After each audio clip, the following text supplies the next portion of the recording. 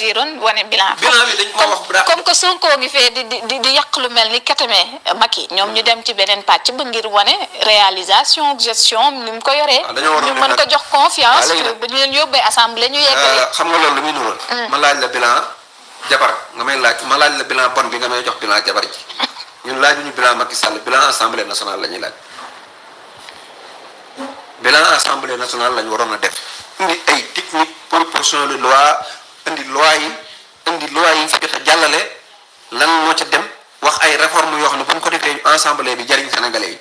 waaye bu ñu ko fa bàyyi jëmuñu en présidentielle. ba ñuy wax bilan Macky Sall. kon loolu échec la te aussi man mosuma gis ab parti politique nekk ci plein campagne ngay woote ab conférence de presse mosuma koo gis donc dañoo ragal a meeting donc.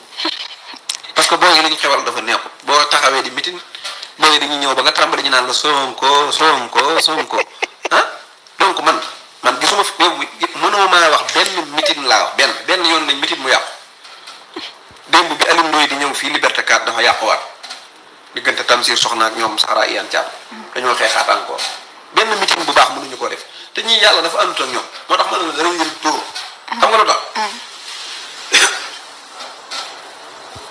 parrainage moo njëkk am de dañoo am problème parrainage ñu ñëw ci investiture yi mooy problème parité ñu am problème parité ñu ñëw ci campagne bi ñu demee ne leen c'est la première fois nga gis parti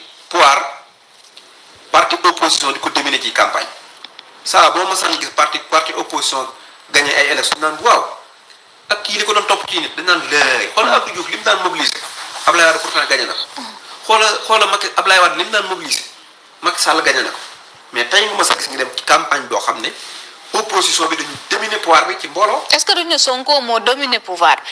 mais parti opposition. est-ce que bu doon Yewwi dem na rek sans Ousmane Sonko li ñu gis dinañ ko gis. non loolu moom xam nga Yewwi ak Ousmane Sonko benn la mi ngi mel ne nga naan maanaam cere jee neex wala ñeex mee neex loolu benn la. bu toogoon ne duma candidat ne naa des Ziguinchor bàyyi gaa yi wër. loolu du ko def loolu la ci Macky Sall ñoom bëggoon bi ñu koy annulé pour mu bañ a nekk candidat mais loolu du ko def